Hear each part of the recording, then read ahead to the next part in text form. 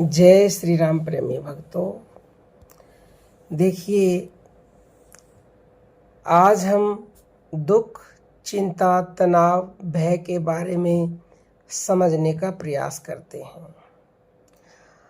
हमने इन सब की पोटली बनाकर अपने सिर पर जबरदस्ती लाद रखी है। अगर हम इसको नीचे उतार कर साइड में रख दें तो हमें बिल्कुल भी दुख, चिंता, परेशानी हो ही नहीं सकती। इस संसार में हमारे साथ जो होना है वही होगा। हमारे करने से तो यहाँ कुछ भी नहीं होने वाला है। जो हो रहा है प्रकृति के अनुसार जो होना है वही होगा। संतों ने कहा है, होगा वही जो राम रच रखा। हम बेकार में ही चिंता करते हैं। हम मर गए तो क्या होगा, बेटा बेटी, पति पत्नी, घर, रिश्तेदार का क्या होगा। तो क्या पहले संसार में कोई मरा नहीं है? कितने लोग आ रहे हैं और चले जा रहे हैं, फिर भी संसार तो ऐसे ही चल रहा है। सूरज चांद समय पर निकल रहे हैं, हवा चल रही है। दुख सुख तो यह सब हमारे मन की मान्यता है। अब जैसे कि दो बच्चे फेल हो गए तो एक बच्चे ने तो सुसाइड कर लिया और दूसरे ने हंसकर कहा कि दोबारा पढ़ लूँगा।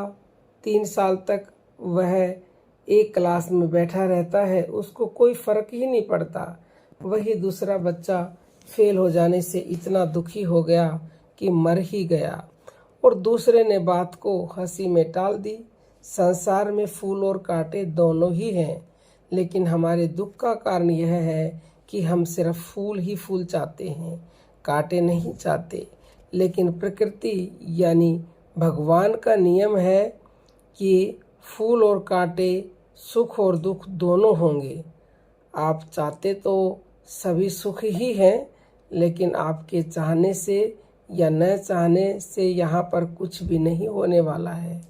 वह दुख भी ऐसा ही है जैसा सुख है। सुख और दुख धूप और छाया की तरह हैं। आप देखिए, धूप और छाया दोनों की ज़रूरत पड़ती है। अगर आप में स्वीकार भाव आ गया तो आप ना तो दुख मांगेंगे ना ही सुख चाहेंगे। भगवान के द्वारा जो आपको मिलेगा आप उसी में खुश रहोगे, क्योंकि आपने उस चीज़ को स्वीकार कर लिया है। आप जैसे सुख को स्वीकार करते हो, ठीक वैसे ही दुख को भी स्वीकार करना है। देखिए ना, जब जीवन में सुख आता है तो कोई भी व्यक्ति ये नहीं कहता कि हे भगवान तूने सुख क्यों दे दिया, लेकिन जब दुख आता है तो सभी चिल्लाने लगते हैं, हाय तूने दुख क्यों दे दिया। तो ऐसा हमें नहीं करना है। भविष्य में क्या होगा यह हमारे हाथ में नहीं है। प्रकृति के अनुरूप जो होगा वही होगा। हम बस अपने अहंकार को लेकर बीच में फंसे हुए हैं। हम बोल देते हैं कि यह क्यों हो गया, यह नहीं होना चाहिए था। बस यही बोलकर हम भगवान प्रकृति के खिलाफ हो जाते हैं और दुख पाते हैं।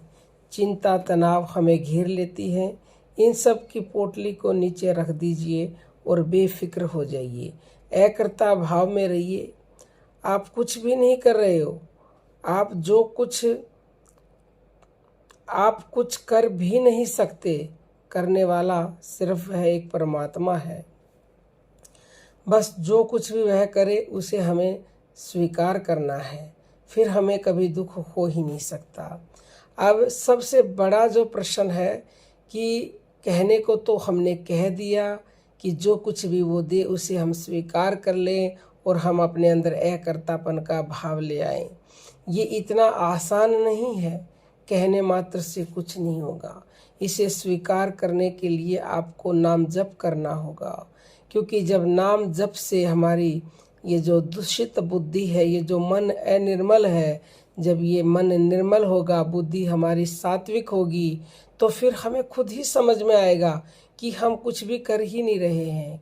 हम तो अपने आप को बेफालतू में कर्ता माने हुए हैं।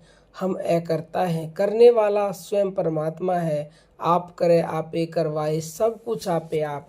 वो स्वयं में स्वयं है। उसकी मर्जी के बिना पत्ता भी नहीं हिल सकता।